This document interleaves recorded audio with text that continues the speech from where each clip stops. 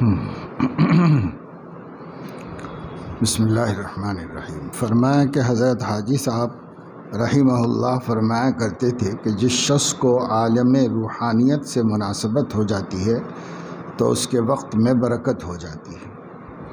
فرمایا میں بچپن میں خواب بہت دیکھا کرتا تھا، اب تو بالکل نظر نہیں آتے، اور تعبیر حضرت مولانا محمد یعقوب صاحب سے لیا کرتا تھا۔ مولانا نے بعض اوقات استخارہ تک مجھ سے کرایا ہے کہ تجھے خواب سے مناسبت ہے۔ ایک دفعہ میں نے خواب دیکھا کہ مولانا دیوبندی کے مردانہ مکان میں دروازے کے سامنے جو چبوترا ہے اس کے کنارے ایک چارپائی بچھی ہے اور اس پر ایک بزرگ بیٹھے ہیں جو بہت نازک، پتلے، دبلے، قد بھی اچھا، کپڑے نہایت نفیس، بڑے قیمتی تھے۔ انہوں نے مجھے ایک کاغذ دیا جس پر یہ لکھا ہوا تھا کہ ہم نے تم کو عزت دی، اور اس کاغذ پر بہت سی مہریں تھیں جو نہایت صاف تھیں، اور مہر میں صاف لکھا ہوا تھا محمد صلی اللہ علیہ وسلم۔ آپ کو حلیہ شریف میں دیکھنا کچھ ضروری نہیں۔ اسی خواب میں پھر یوں دیکھا کہ تھانہ بھون میں شادی لال تحصیلدار کے مکان میں پھاٹک کے متصل جو مکتب تھا اس کے اندر کے درجے میں ایک انگریز اجلاس کر رہا ہے۔ لباس اس کا بالکل سیاہ ہے۔ یہ معلوم نہیں کہ مکان میں کیوں کر پہنچا۔ اس نے مجھے ایک پرچہ دیا، اس میں بھی یہی عبارت تھی کہ ہم نے تم کو عزت دی۔ اس میں بھی مہریں بہت تھیں مگر صاف نہ تھیں۔ میں نے حضرت مولانا محمد یعقوب صاحب سے عرض کیا تو فرمایا کہ تم کو دین اور دنیا کی دونوں عزتیں نصیب ہوں گی۔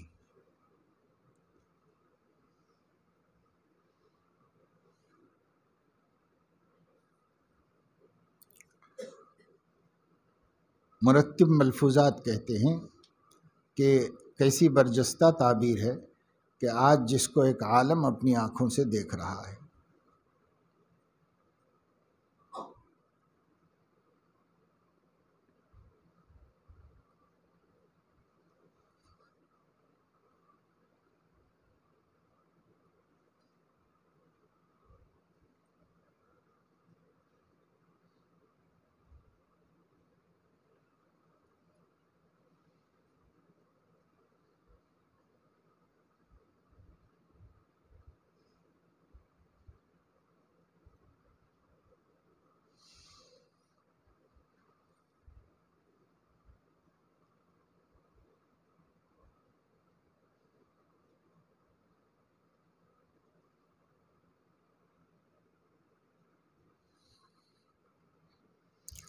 فرمایا کہ ایک خواب میں نے بالکل بچپن میں میرٹھ میں دیکھا تھا، جو سب سے پہلا خواب تھا۔ اس سے پہلے کوئی خواب یاد نہیں۔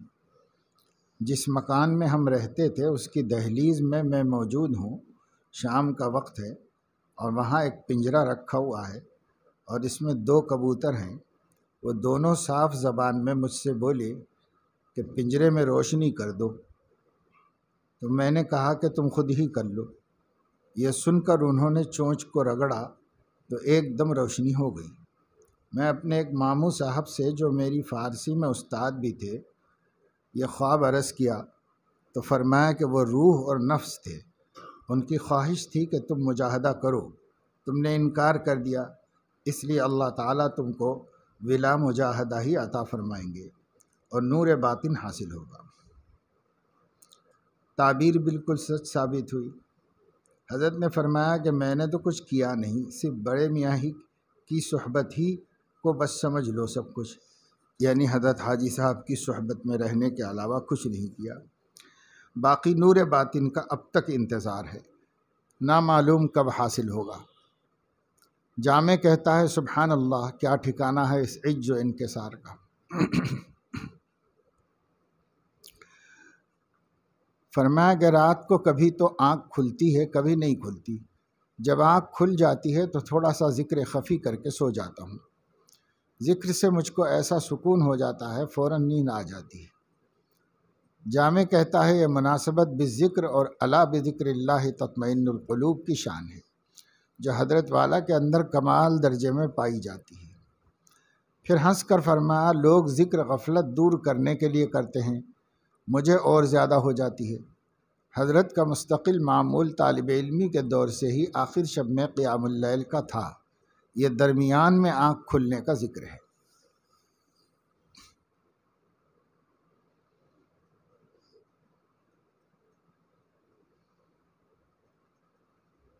ایک مرتبہ کسی ذاکر نے حضرت مولانا گنگوہی سے عرض کیا کہ ذکر کے وقت نیند آتی ہے، فرمایا تکیہ رکھ کر سو جایا کرو، نیند کا علاج سوائے سونے کے کچھ نہیں۔ مولانا محمد یعقوب صاحب رحمۃ اللہ علیہ کے صاحبزادے مولوی علاء الدین صاحب میرے ساتھ پڑھے ہیں اور میرے ساتھ ہی دستار بندی ہوئی ہے۔ اگر زندہ ہوتے تو مولانا کے جانشین ہوتے۔ امتحان میں ان کے نمبر مجھ سے کم تھے، لوگ یہ چاہتے تھے کہ چونکہ یہ مولانا کے صاحبزادے ہیں اس لیے دستار بندی میں مجھ سے ان کی تقدیم ہو جائے، یعنی ان کو زیادہ نمبر بتا دیے جائیں۔ اس پر حضرت گنگوہی نے فرمایا کہ یہ نہیں ہو سکتا، جس کا استحقاق ہے وہی مقدم رہے گا۔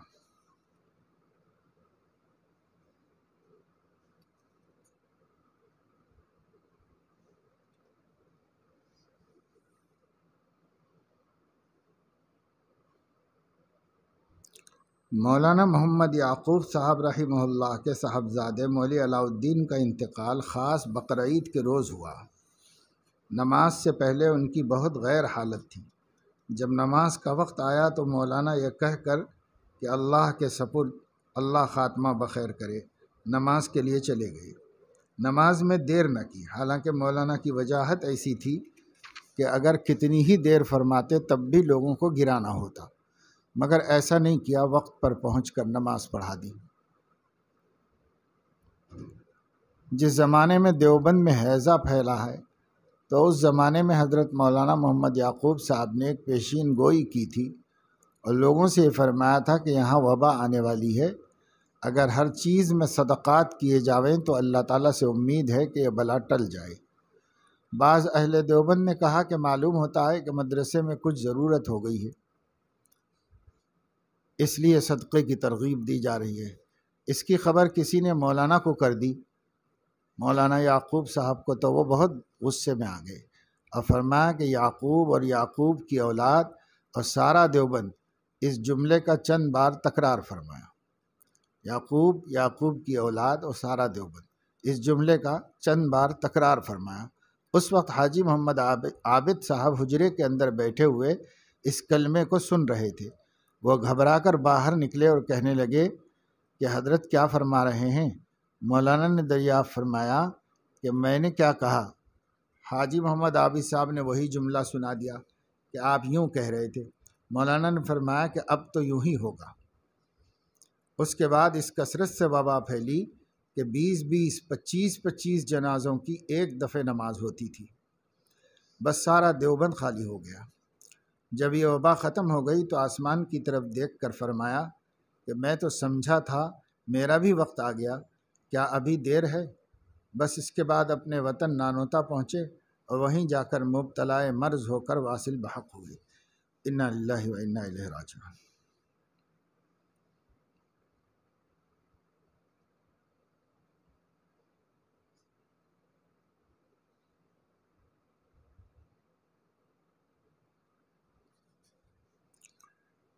حضرت نانوتوی رحمۃ اللہ علیہ سفر حج کے دوران، جو دریائی سفر ہوتا تھا اس زمانے میں، سفر حج کے دوران جہاز میں رمضان شروع ہو گیا تو روزانہ ایک پارہ حفظ کر کے شام کو تراویح میں سنا دیا کرتی تھی۔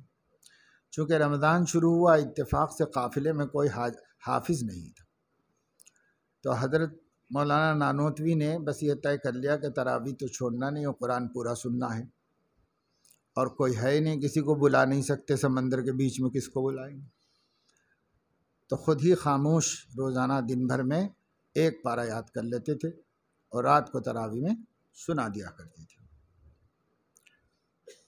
کسی کو پتہ بھی نہ چلا۔ یہ حضرت مولانا کی کرامت ہے۔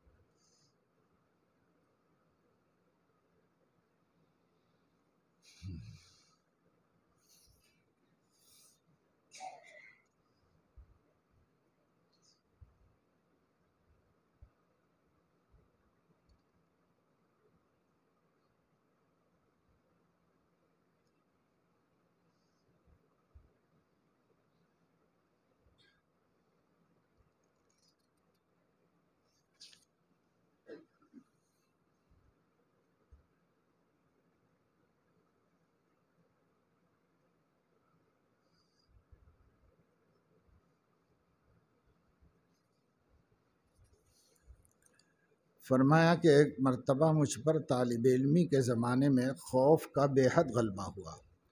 میں حضرت مولانا محمد یعقوب رحمہ اللہ کی خدمت میں حاضر ہوا، عرض کیا کہ حضرت کوئی ایسی بات بتلا دیجئے جس سے اطمینان ہو جائے۔ فرمایا ہاں، کفر کی درخواست کرتے ہو؟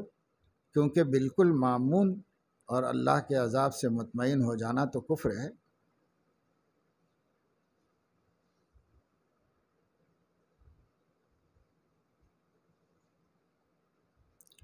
فرمایا کہ مولانا گنگوہی کے پاس کسی شخص نے دریدہ عبا بھیجا، یعنی پھٹا ہوا ایک عبا بھیجا۔ آپ نہ ہنسے نہ تحقیر کی، بلکہ اس کو رفع کرا کر نماز جمعہ اسی سے پڑھی۔ ایسے ہی مولانا محمد قاسم صاحب رحمۃ اللہ علیہ کے پاس ایک شخص نے ایک ٹوپی چھینٹ کی جس پر گوٹ اور گوٹا لگا ہوا تھا بھیجی، یعنی بارڈر لگا ہوا تھا خوبصورت۔ آپ نے اس لانے والے کے سامنے فوراً اوڑھ لی کہ ہدیہ دینے والا سن کر خوش ہوگا۔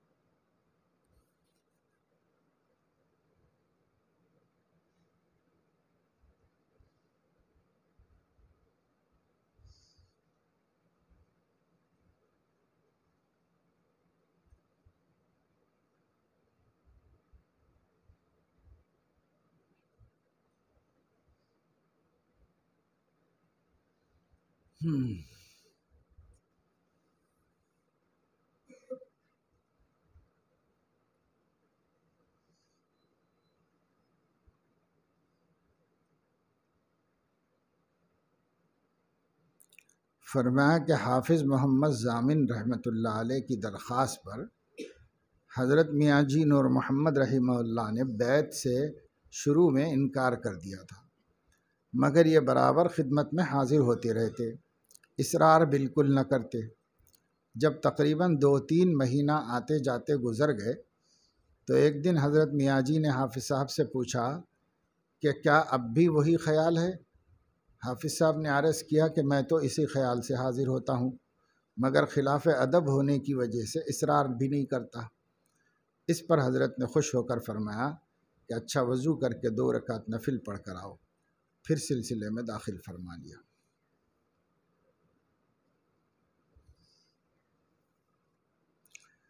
فرمائیں کہ ایک مرتبہ حضرت مولانا گنگوہی حضرت حافظ محمد ضامن رحمۃ اللہ علیہ کی بہت تعریف فرما رہے تھے۔ بعد میں فرمایا مگر جو بات اس شخص میں یعنی حضرت حاجی صاحب میں تھی وہ کسی میں نہ تھی، حالانکہ گفتگو سے یہ معلوم ہوتا تھا کہ حضرت حافظ صاحب کو ترجیح دے رہے ہیں۔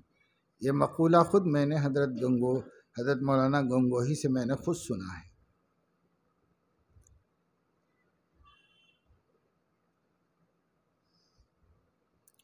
فرمایا کہ حضرت حاجی صاحب رحمہ اللہ بعض اوقات پوری رات اس ایک شعر کو پڑھ کر روتے روتے گزار دیتے تھے: اے خدا این بندہ را رسوا مکن، گر بدم ہم سر من پیدا مکن۔ یعنی اے اللہ اس بندے کو رسوا نہ فرمانا، میں اگرچہ برا ہوں مگر میری برائیاں ظاہر نہ فرمانا۔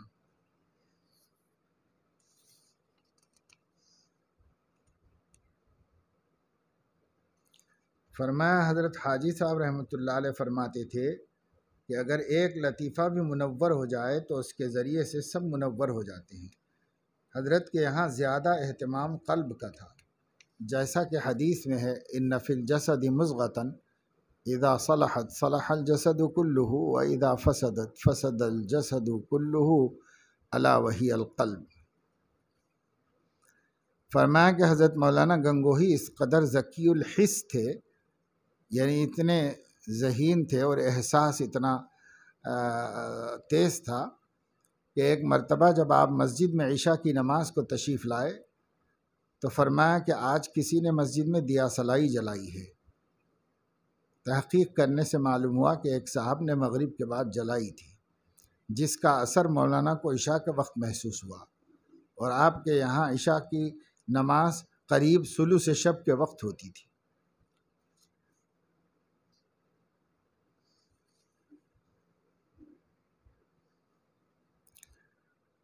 فرمایا ایک مرتبہ مولانا محمد قاسم رحمہ اللہ ریاست رامپور تشریف لے گئے۔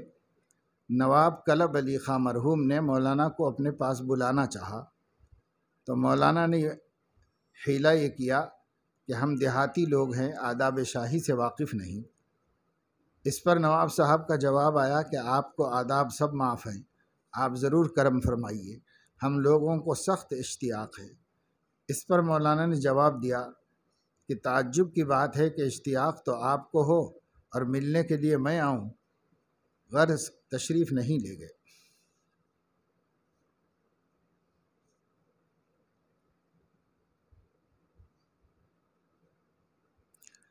فرمایا کہ حضرت مولانا گنگوہی رحمہ اللہ ایک مرتبہ حدیث پڑھا رہے تھے کہ بارش شروع ہو گئی، سب طلباء کتابیں لے لے کر اندر کو بھاگے، مگر مولانا سب طلباء کی جوتیاں جمع کر رہے تھے کہ اٹھا کر لے چلے۔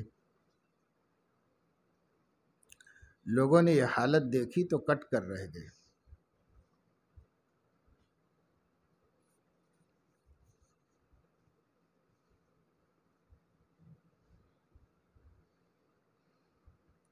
مولانا گنگوہی رحمہ اللہ فرماتے ہیں کہ میرے استاد مولانا شاہ عبد الغنی رحمہ اللہ فرماتے تھے کہ جس قدر نفس سے دوری ہوگی اسی قدر حق سے قربت حاصل ہوگی۔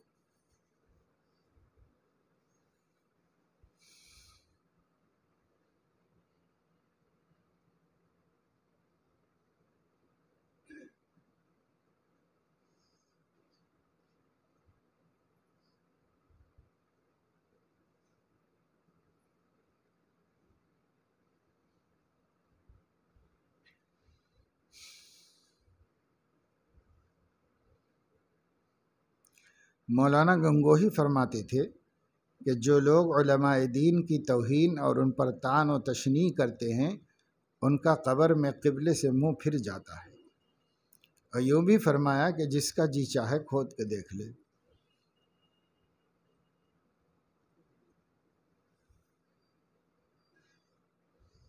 ایک مرتبہ حضرت مولانا محمد یعقوب صاحب گنگوہ تشریف لائے، مغرب کی جماعت کھڑی ہو گئی تھی اور غالباً مولانا گنگوہی امامت کے لیے مصلی پر پہنچ گئے تھے۔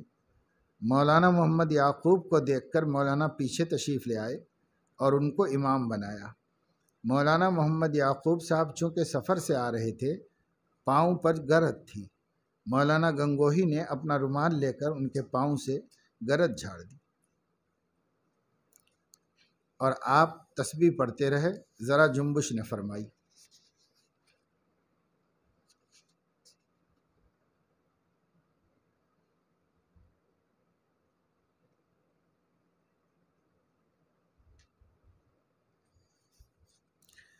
فرمایا ہمارے بزرگ جتنے تھے وہ نک چڑھے نہ تھے، ظاہر میں سب سے ہنستے بولتے تھے، ظرافت بھی کرتے تھے، مگر دل میں آتش عشق کا ایک شعلہ بھڑکا ہوا ہوتا تھا۔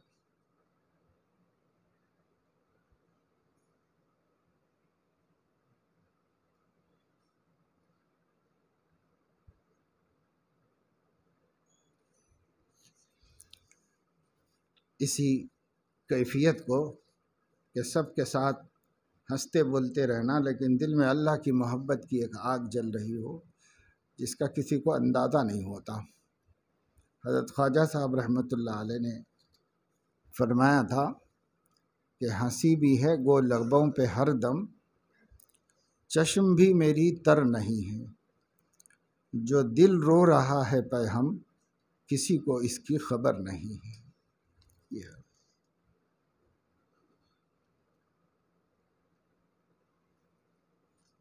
دل میں اللہ سے خاص تعلق پیدا ہو جاتا، اس کے بعد کیفیت بدل جاتی۔ اس کو فرمایا کہ بس ایک بجلی سی گوندی، پھر اس کے آگے کچھ خبر نہیں ہے، جو پہلو کو دیکھتا ہوں تو دل نہیں ہے جگر نہیں ہے، سب جل گئے اللہ کی محبت۔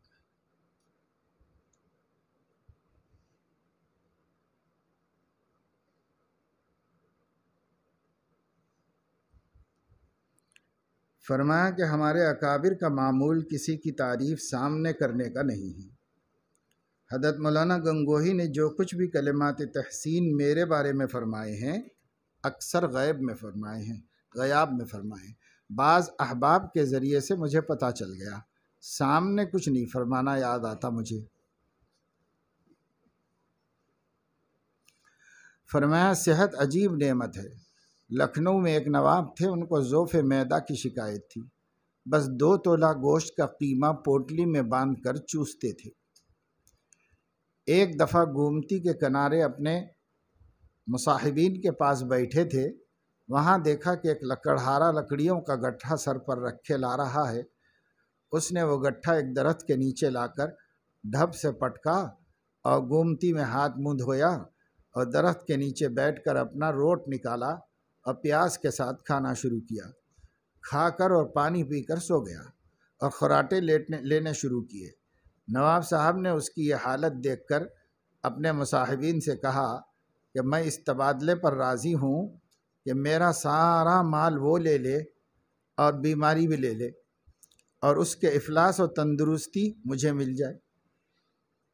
یعنی صحت مند تو ہے اور غریب ہے، تو اس کی غربت کے ساتھ اس کی صحت مجھے مل جائے اور میری دولت کے ساتھ بیماری وہ لے لے، یہ تبادلے کے لیے میں تیار ہوں۔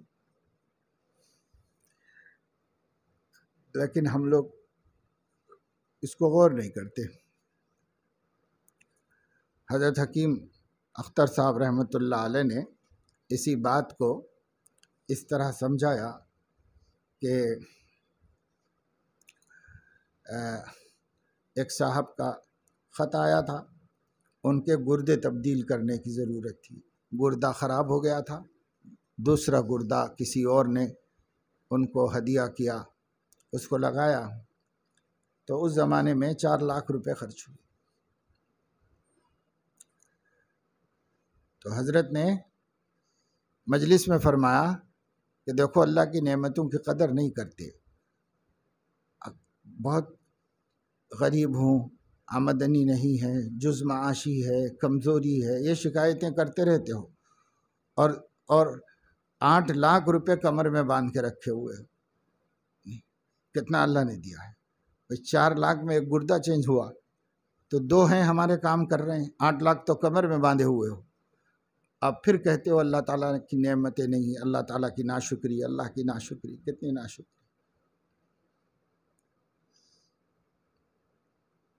رات ایک صاحب سے ملاقات ہوئی تھی، تو انہوں نے بتایا کہ میں موت کے منہ میں جا کے پھر نکلا، اللہ پاک نے صحت دی اس واسطے کہ ایسی بیماری میں مبتلا ہوا تھا جس بیماری کو ڈاکٹر پہچان نہیں پاتے، اور وہ بیماری 1 دن 2 دن کے اندر آدمی کو ختم ہی کر دیتی، اور ڈاکٹر ایسے باکمال نہیں ہے، وہ تو خالی ٹیسٹوں سے کام چلاتے ہیں، کوئی ڈاکٹر ایسا باکمال نہیں ہے، بہت نازک بیماری ہے، بہت عام آدمی نہیں پہچان پاتا۔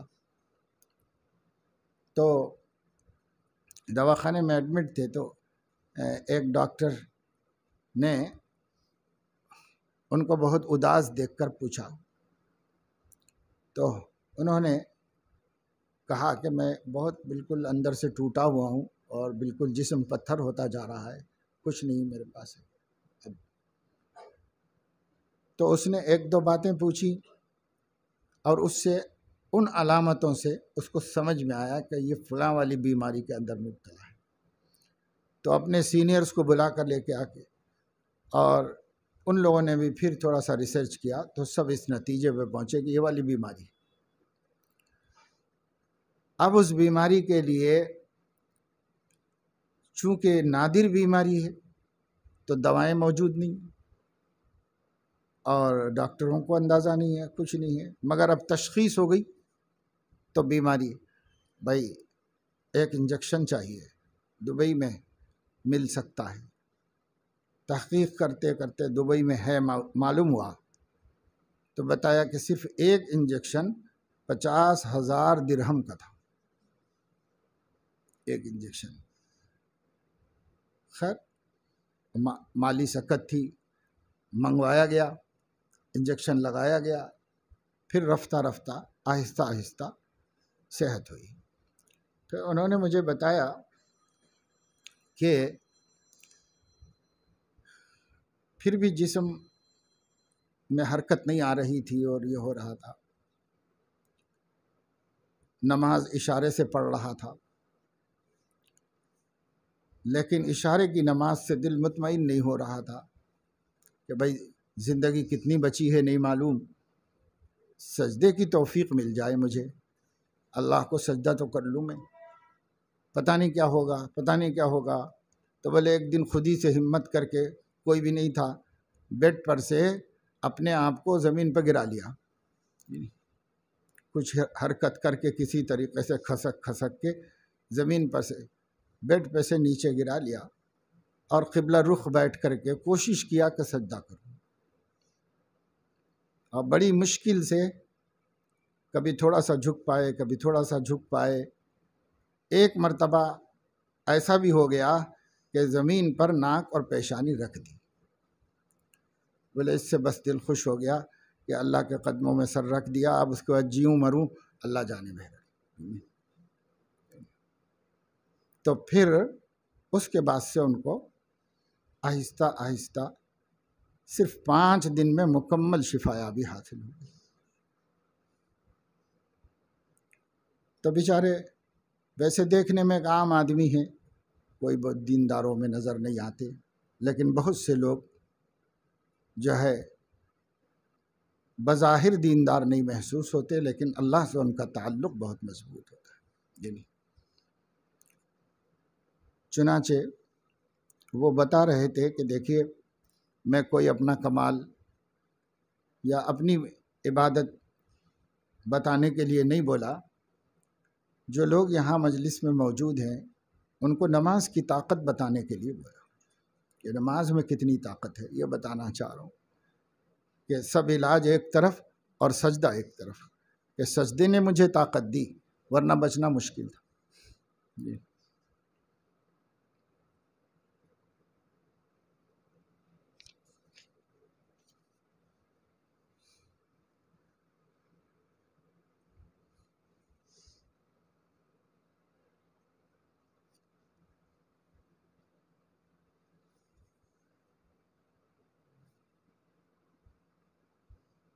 بہرحال بہت اللہ کی نعمت ہے، صحت ہے، اس سے بڑی کیا نعمت ہے آدمی کے پاس. سلامت ہیں، اپنا کام خود کر سکتے ہیں، کسی کے محتاج نہیں ہیں. قدر کرنا چاہیے اور پھر اس کا سب سے زیادہ اس صحت کا استعمال نماز کو خشوع خضوع سے پڑھنے کے لیے استعمال کرنا چاہیے. صحت اللہ کی سب سے عالی بندگی نماز ہے، تمام عبادتوں میں اعلیٰ درجے کی چیز نماز ہے. بندہ جب سجدے میں سر رکھتا ہے تو اس سے زیادہ قریب اللہ کے نہیں ہو سکتا، یہ سب سے زیادہ قریب ہے، کیونکہ رحمان کے قدموں میں سر رکھتا ہے. اس سے زیادہ قرب کیا ہوگا؟ کوئی اپنی ماں کے قدموں میں سر رکھ دے، کوئی اپنے باپ کے قدموں میں سر رکھ دے، کتنی ہی جلاد ناراض ہو فوراً اٹھا کر سینے سے لگا لے. بندہ جب اللہ تعالیٰ کے قدموں میں سر رکھتا ہے تو اللہ تو کریم ہے، رحیم ہے، مہربان ہے.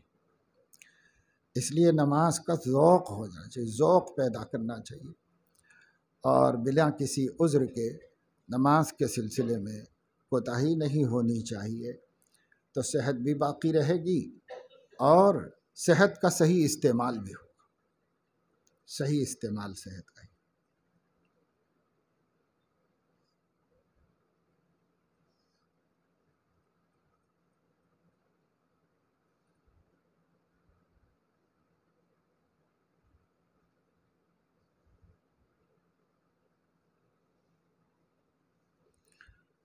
فرمایا کہ حب جاہ و مال ایسی بری چیز ہے کہ یہ انسان کو کسی حال چین سے نہیں رہنے دیتی۔ ایک ڈپٹی صاحب تھے، یعنی ڈپٹی کلکٹر صاحب تھے، وہ بیچارے رات بھر تسبیح لیے کوٹھے پر یعنی چھت پر ٹہلتے رہتے تھے اور مال کی فکر میں رات تمام نہیں سوتے تھے۔ بس ساری خرابی بڑائی کی ہے، اس کے لیے ہی مال ڈھونڈتا ہے۔ اگر آدمی چھوٹا بن کر رہے اور تھوڑے پر قناعت کر لے پھر کیا فکر ہے، آرام سے زندگی گزرے گی۔